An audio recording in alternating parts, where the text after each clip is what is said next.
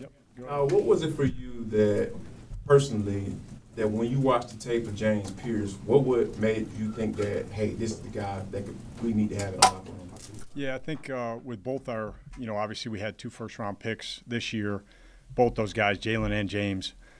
James, as far as him, the explosive, get off the ball, speed, natural pass rush, feel for the rush, really natural with his hands. Obviously, his production amongst his career has been, it's all you guys can see that. He's been consistent ever since he stepped foot at Tennessee. So that was something that obviously drawn us to him.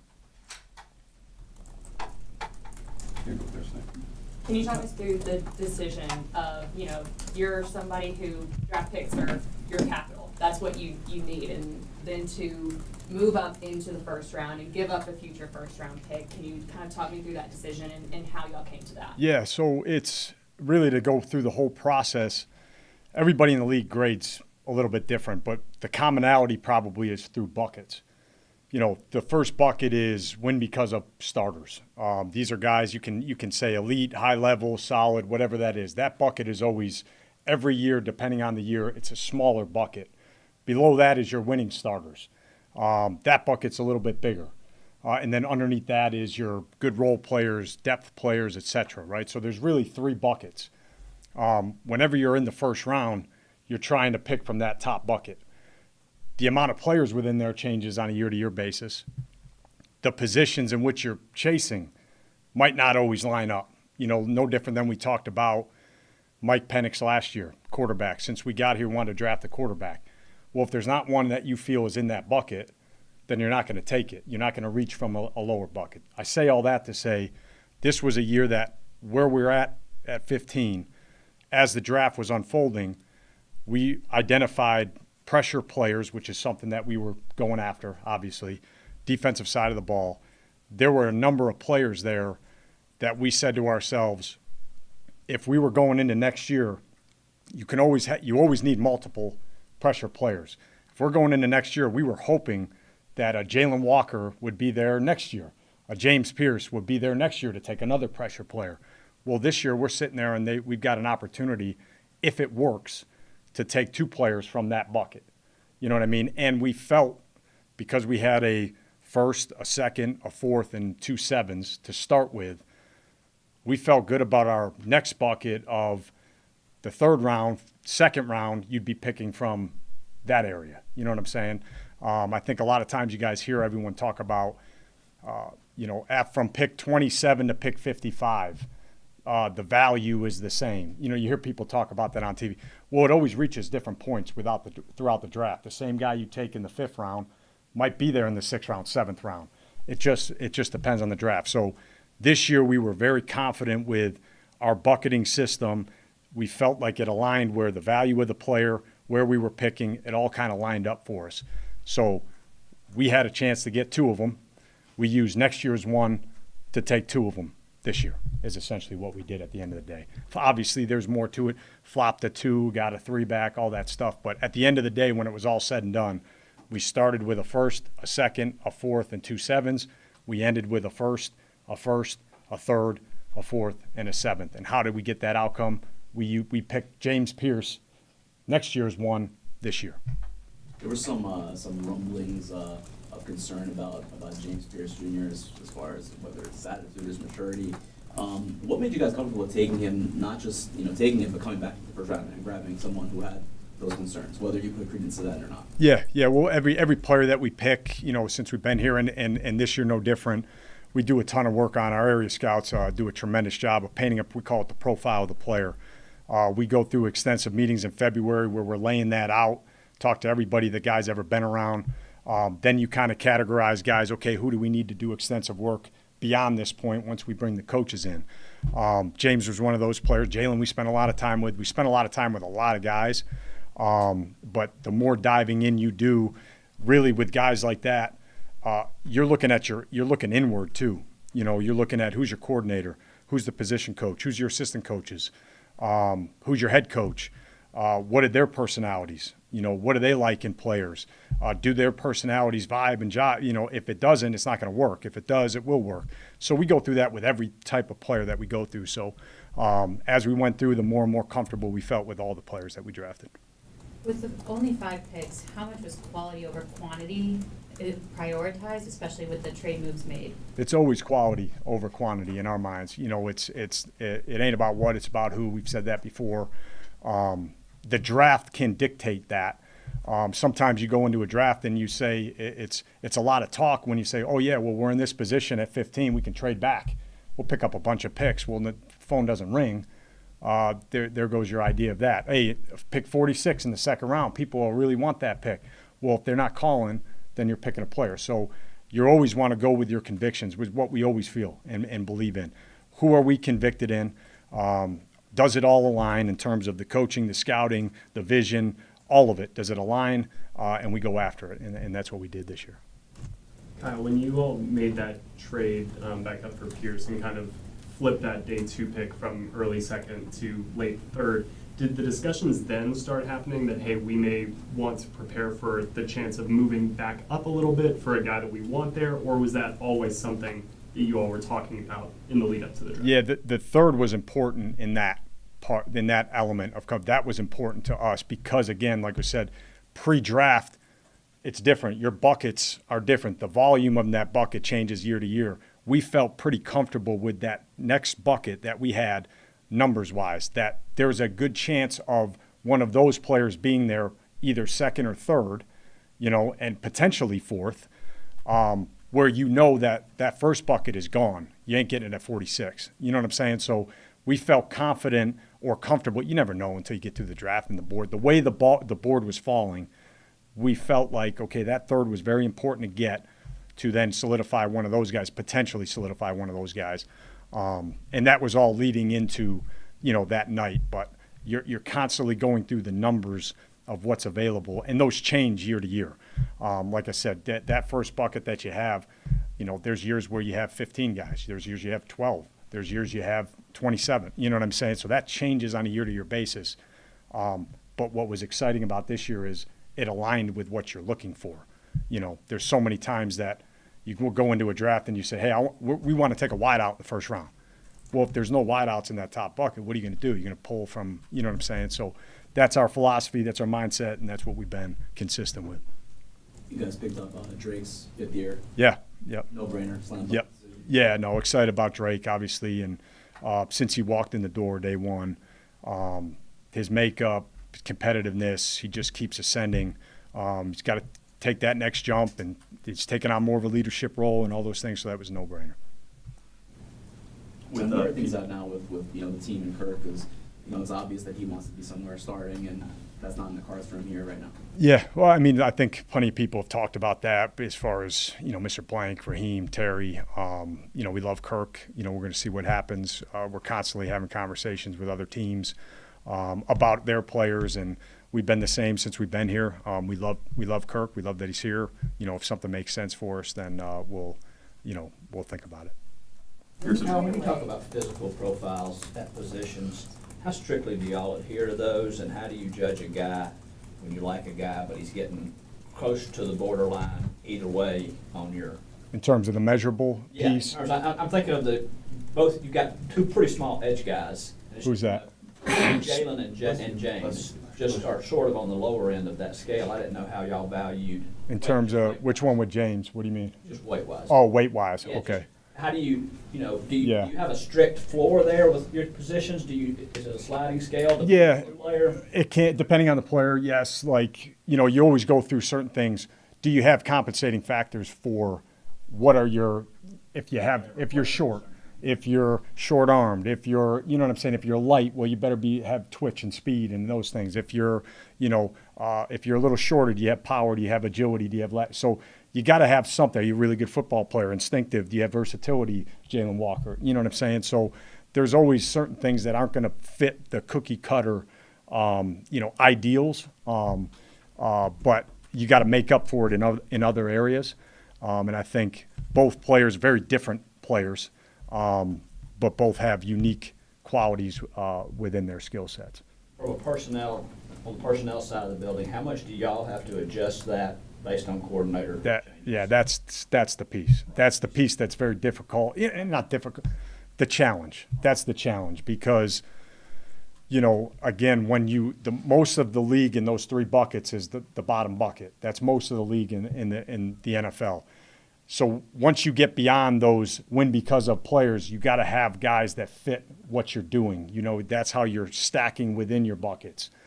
And when you have a lot of change, what Jeff Ulbrich is seeking is different from this 100%. So that's been the challenge. You know, whereas as far as offensively, it's been some continuity there in terms of schematically things that we're hunting. You know, so that is the challenge. You do the best you can just taking good football players. I mean, that's where you try to err on that, but you will have to, once you get to a certain point, you do have to take guys that fit what you're doing and have a vision for. But that is a challenge. Kyle, it's simple, but how good do you feel about what you guys were able to do in the draft this year? Yeah, I feel great. You know, like I said earlier, sometimes you always have pivot points. You always have numbers. You always have players to pick. Sometimes it doesn't align. You know what I'm saying? Like, it doesn't align of what you're looking for, what you ideally your needs are. Everybody knows we wanted to go defense this year. I mean, there's no secret that we wanted to go defense. We felt going into the draft that there were players in every bucket that we could execute in terms of value, the caliber of the player, where you have to take them. But sometimes that doesn't align. You know, sometimes you'd want to stay away from pulling. If we would have stayed at 46, for example, there's a real world we would have went offense. There's a real world. So this is just one of those things that kind of aligned, you know, of what we were hoping for. Did we walk out with pressure players and potential starters at 4 spots on defense? And obviously when you pick at 15, so much can happen 1 through 14. How much as you were getting closer to the pick did you think, wow, this is turning into being a very good scenario for us and we can go get you? Yeah, it's, you know, you try to go through all this, you know, as many scenarios as you can. There's probably only, in my mind, and everybody's different in the building, but in my mind, there's probably only 2 players that you don't talk, you know, they're not going to be there. And you kind of just put them out of your head for most. We do all the work, but you put it out of your head in your scenarios. The rest of them you're going through constantly. If this, then this. If this, then that. And 10 days before the draft, I remember Terry bringing it up, of similar to what we did, the scenario of that, is that possible? Can we do that? What would that look like? But you don't know until you get there. So as we got 3-4 picks away, you start thinking about it, that this could be a possibility. Then we're on the clock and we're discussing it again. Is this possible? Can we? How can we? That all that stuff goes into it, and it worked out, and we're extremely excited about it. Kyle, you mentioned talking about the size earlier. I'm interested to see how, you know, Billy Bowman fits into his, you know, defense, being that he played safety in college and he's going to be, and Coach Ulbrich said he's going to transition into that nickelback. Like, what are your thoughts on him making that position change? Yeah. So he's had experience as a cover player at Oklahoma. Really excited about Billy, man. Like, that was one sitting there at 4 going into the, you know, that was like, you know, laying at night, you know, hoping, you know, that was it, but we didn't expect it. But anyway, Billy's got the skill set to play both safety and nickel. Why we like him at nickel is the condensed spaces, his twitch, his explosion, short area burst, his aggressive demeanor, ball skills, cover skills. That all suits his ability to blitz. That all suits the nickel and what our vision of what the nickel is going to be with Coach Ulbrich. And he fits a lot of those. At the same time, having the versatility in a lot of things with Watts, Bates, him, there's a lot of movable parts that you can do different things with. But we're really excited about Billy and that skill set that he has. It's the twitch, the speed, the athleticism. He's kind of got a cobra strike, you know, in a short space to him. So we're excited about Billy. Is that the type of flexibility that you feel that Ulbrich wants and you all want, as from a front office standpoint, being able to have those guys being able to flex between those positions? We always value that, but sometimes that can be the other way. Like, I can talk about it as a personnel guy, versatility. Oh, yeah, it's great, but if you don't have a coordinator that uses versatile pieces, well, then, you know, you're out of luck and you're not going to get and maximize the player, which, you know, that part with Brick is extremely, whoever your coordinator is, there's always players on that board that you're almost leaving February saying the big piece is going to be the vision from the coach. Like, does he have the same vision that we have? Okay, yeah, you see the talent, but does he have that same vision? If he doesn't, you can't place him, don't take him type of thing, When you trade away like a future first round pick, is there ever like a thought in your mind like maybe we might be able to get it back like through other trades that could happen in the off season and things like that? And when you're going through it, like I know you have like you're on the clock. Do you try other things first, or is it right out the gate like first round pick? We know we want him. Yeah. The first part of that, no, I don't ever. Personally, not sitting there thinking, oh yeah, we'll recoup this one down the like. That's a very hard thing to do. And then the second part, yeah, there's a negotiation while we're going to. But from our mind, there's what you will do. Are you going to get there? Okay, and if we got there, like we said, getting that 3-back was important to us with that if we are going to go there. But at the end of the day, we knew in our mind that mindset of we are taking next year's first and using it early, as long as it all lined up the way it did, which it did. That was our mindset, and that was the value that we executed at. Kyle, we've heard about the similarities between Watts and Jesse. Does that, when you guys are evaluating prospects, when you're able to say this player is a lot like a player maybe that we have in our building, does that make him more attractive to you guys because you can kind of pair them together in a sense? Yeah, I think it does. First part, yes, it does. But I think what makes it cleaner when you're doing evals is when they're playing exactly how you see your defense play. You know what I mean? There's not a ton of, oh, shoot, we haven't seen him in the post. Oh, shoot, we haven't seen him, covering tight ends. Okay, no, man, I don't know about how he is as a box player. Watts is one of those guys that you've seen him make plays and do things at all three levels, which makes it a cleaner eval as opposed to some guys are box guys and we're sitting there in a interchangeable safety role, but you're really projecting how's he going to be in the post, how's he going to be in the back end, how things are going to work for him from a processing perspective. So Xavier was a clean eval that way of seeing him do exactly what you envision him doing for us. With James Pierce, was there like an aha game or a moment or something like where it all became very clear, okay, this is the guy we'd really like to have? No, there's not one moment. I think it's his tape, similar to Jay, very consistent from when you do last year's to this year's. What you're going to see is speed. I mean, there is juice in his body and twitch and explosion, instant. So it's consistent throughout every tape, going back to the years in which he, from his younger years as well. You said earlier that the 4 defensive players could potentially all start this year. Did you go into this draft with that type of vision of being immediate starters? With the players that we picked, yes. Yeah, like we thought that those guys have the chance. Obviously, there's potential starters, there's day one starters, there's a development piece that has to happen with all these guys. When Jalen Walker, there is a development piece to Jalen. He's gonna go in that edge room, and we're gonna have him master, one position to start. James, there's still a development piece. They're all development, but obviously the lower you go in the draft, the more probably development pieces that there are. But yes, we feel comfortable with those 4 guys having a real chance to become starters for us, yes.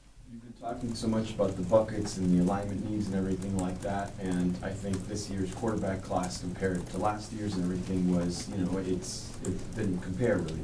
So when you make a move that you guys did last year were so shocking, right, and kind of shocked a lot of people, how I guess vindicated do you feel that you were able to make the moves and everything is kind of panned out the way it has? Yeah, it's not vindication by any stretch, but it's like we said, we do things that we feel is right and we're convicted on, and we don't, and it's respectful. We don't care what other people think. We don't care about anything that happens outside our walls. We set our boards, we believe in our process, we believe in the people we have, and then we execute what we believe is right. But that explaining that part with Mike, it's that we take that same philosophy for all play, and that's what we're talking about with these rushers. We wanted to do a quarterback since we got here. We wanted to. We didn't have them in the bucket, so we didn't do it. You know what I mean? And you don't. So what do? You don't pull from another. You take another player that fits in that, but that's what we believe in. And we've done that consistently. This was a year, obviously, uniquely that it aligned to where we had an opportunity to pull, defensive player, 2 pressure players, premium positions with upside that are young in the same draft, and that's how we looked at it. Anything else? All right. Cool. Thank you. All right, see you. Thank you. Thanks.